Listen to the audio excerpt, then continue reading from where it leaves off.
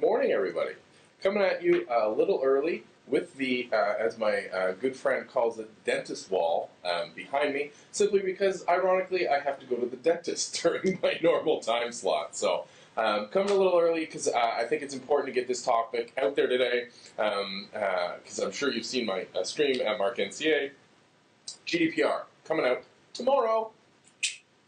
Lots of people asking lots of questions. Having a lot of great discussion around this. As always, join me online or in the comments below. Want to talk about this subject because there's a lot of unknowns about GDPR. There's a lot of questions. There's a lot of concerns. What I want to tackle today specifically is actually how GDPR is going to help companies. It's going to help security teams specifically.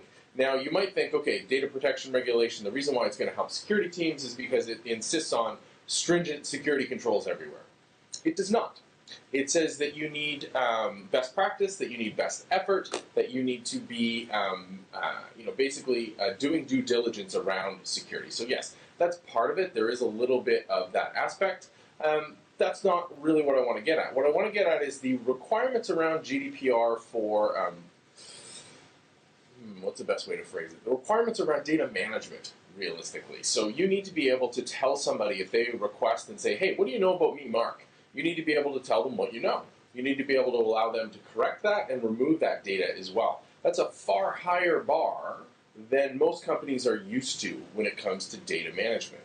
Now, the reason why this is a very good thing, outside of obviously the privacy and control of your own data as a user, this is a very good thing for security because from a security perspective, the number one thing that I see companies fail time and time again at is the lack of awareness of what data they're holding and the value of that data and the risk that they're willing to accept around that data. Well, GDPR, at least for personally identifiable information, requires you to fix that. It requires you to know what you're holding as far as personally identifiable information. It requires you to know how you got that data. It requires you to manage this entire life cycle because one thing we're really, really bad at is sort of the managing of data and metadata around it. Where this comes to light for most teams is this concept of a data lake.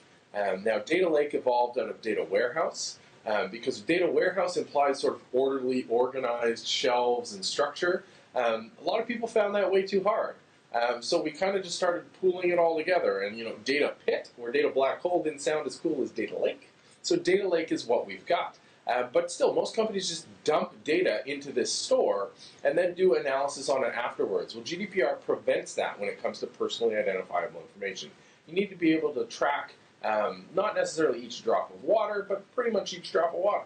You need to be able to say that you got my email address on this day, and I consented to its use in the following manner.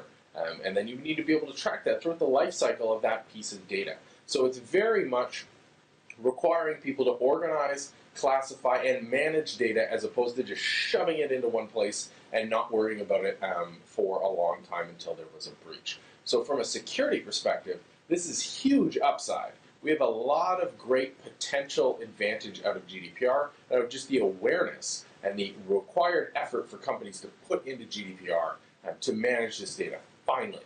Because you can't protect something if you don't know what it is. You can't apply appropriate controls if you're not sure what level of risk you're willing to tolerate.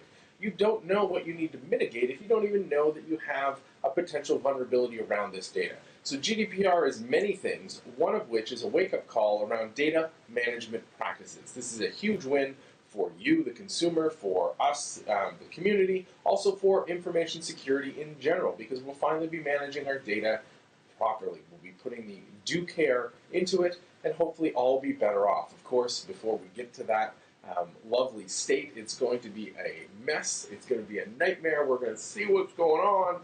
It's going to be a very interesting time, but I think generally this is upside. I'm a huge fan. I think it's going to be a challenge, but it's a needed challenge that companies need to face. GDPR is a big enough stick to make them face it. What do you think? How do you guys handle data? Do you actually handle data or just shove it in the closet and don't worry about it? Sort of like that kid cleaning up his room by putting everything under the bed, and as long as mom and dad don't look there, it's clean.